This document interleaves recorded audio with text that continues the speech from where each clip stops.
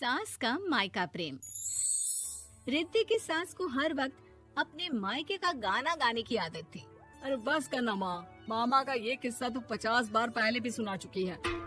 अरे हाँ, तो क्यों ना बताऊं। तेरे चाचा तो उस वक्त हाथ झाड़ कर खड़े हो गए थे। तब मामा ही था तेरा जो आगे आया और मदद की। देखो अब ठीक है ना, जो हो गया सो हो गया। क्यों एक बात को हमेशा गाती रहती हो। अब तो बहू घर आ गई है, उसे तो सबको मान कर चलना है ना, कि सिर्फ सास का मायका ही समझेगी वो। तभी वहाँ रिद्धि आ जाती है। माँ, आज मैं घर जा सकती हूँ?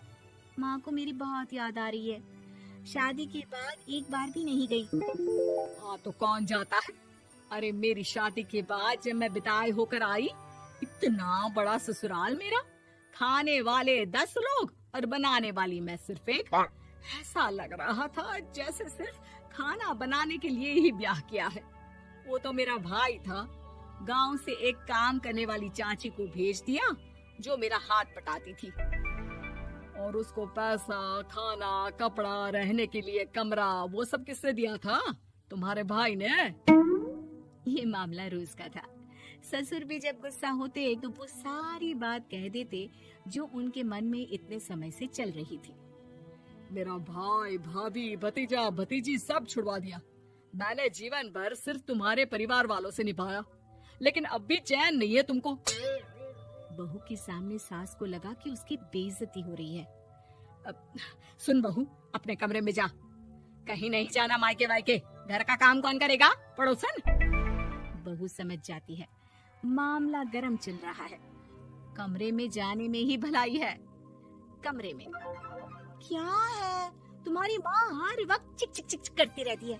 कल ताई मिली थी तुम्हारी मुझे, लेकिन मजाल है सासू माँ की उन्होंने एक बुराई की हो, लेकिन सासू माँ हाँ, जब देखो तब ससुराल के लोगों की बुराई करती रहती है। बेचारे पापा जी कितना मिस करते हैं अपने घर वालों को। मेरा तो बड़ा मन करता है कि ताऊ जी, चाचा जी और सब मिलकर रहे, ना साथ रहे लेकिन आना जाना तो ठीक से रखे।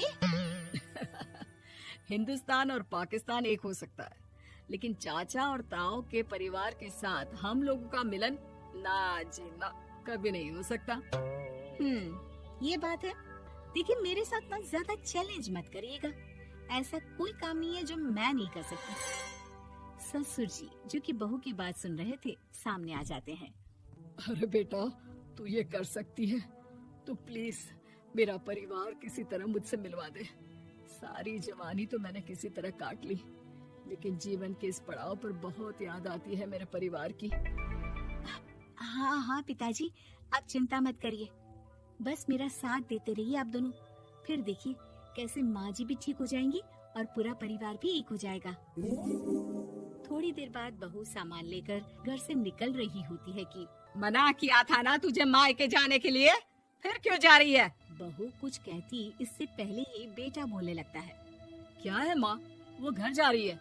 वैसे भी उसके माता पिता ने मुझे 10 लाख दिए तब जाकर मेरा काम शुरू हो पाया, वरना तूने मेरे लिए किया क्या है? अरे वाह बेटा, बचपन से पढ़ाया लिखाया, तेरे दुख दर्द में जगी, और आज वो लोग तुझे सही लग रहे हैं।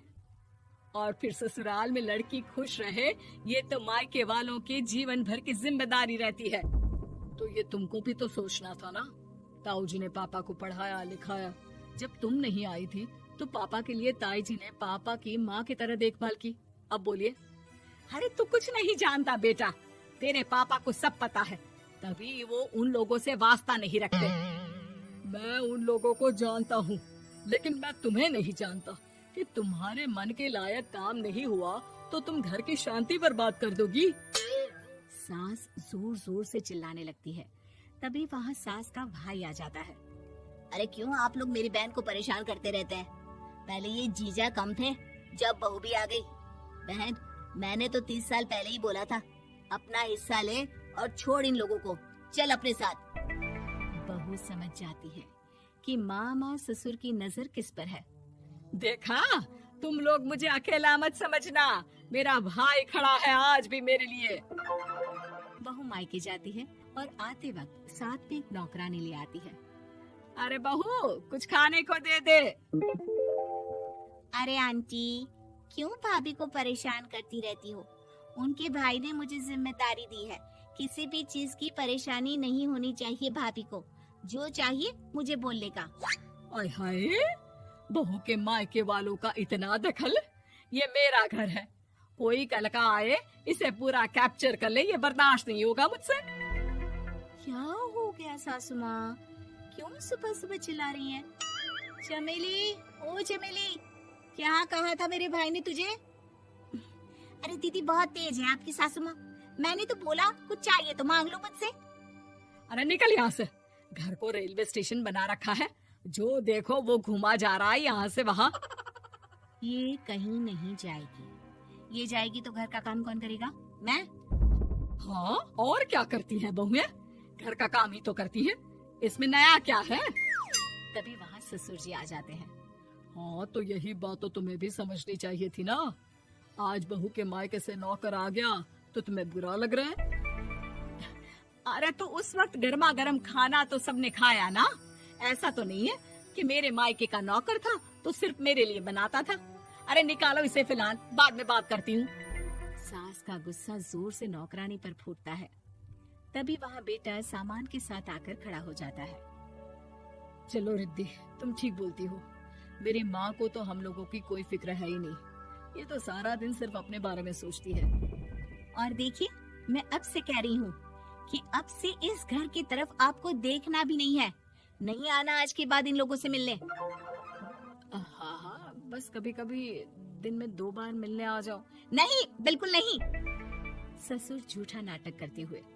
मेरी बीवी ने मुझे मेरे ही परिवार से दूर कर दिया, आज बहू मेरा इकलौता बेटा दूर कर रही है।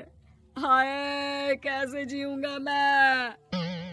वाह, वो भाई जो आपको बेटे की तरह मानता था, उन्हें छोड़ने में तो दुख नहीं हुआ। आज खुद का बेटा छोड़कर जा रहा है तो कैसे जीऊंगा? बड़े आए। अब सास समझ चुकी थी कि उससे गलती क्या हुई है। मुझे माफ कर दे बहू, अब मेरी समझ में आ गया कि अपनों से दूर कर बीवियां पति का भला नहीं बल्कि उन्हें जीवन में अकेला कर रही है। मुझे माफ कर दे, मैं अब सबसे माफी मांग लूंगी। ससुर जी दूर से बहू को थम्स अप दिखाते हैं।